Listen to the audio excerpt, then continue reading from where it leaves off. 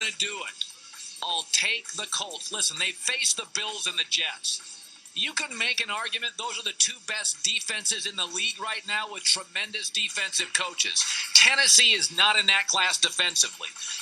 The Colts have won 13 consecutive games against the AFC South and started 0-2 last year. They've won the last 7 meetings between these teams. It is a matchup issue, and now Tennessee, even though they're at home, has a rookie quarterback. This is going to be, to some degree, a shootout.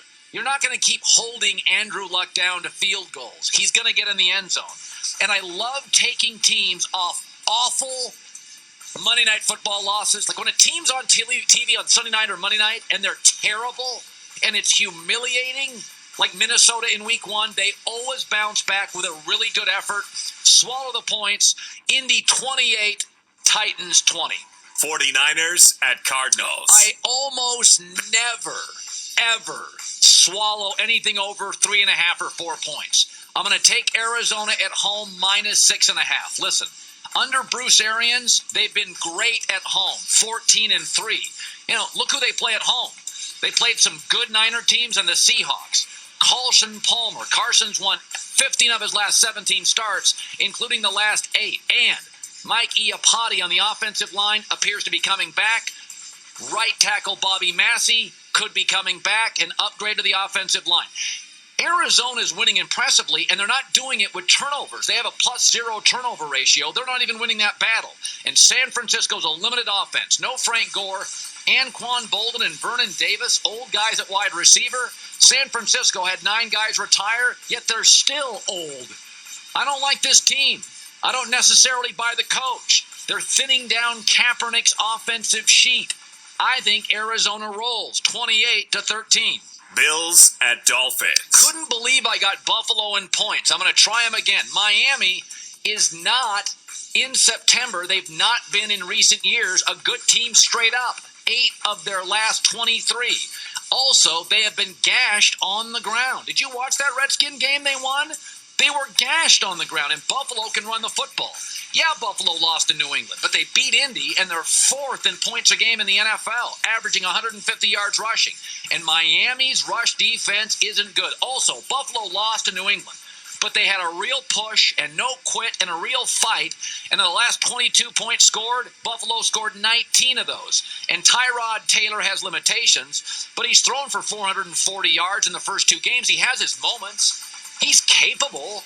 I'm getting a much better running game, a much better defense. I may be getting the better coach, and I got a quarterback that's capable of making plays. I'm taking the points. Bills win 28-26. Broncos at Lions. Staff thought I was nuts, but I'm going to take Detroit at home plus the field goal. Yeah, Detroit's looked really bad, but they also led San Diego 21-3 on the road.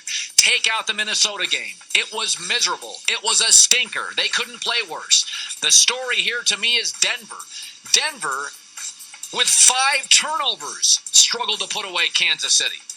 The Broncos needed 2 touchdowns in 9 seconds of fluke to beat Kansas City. They're not a 2-0 roster.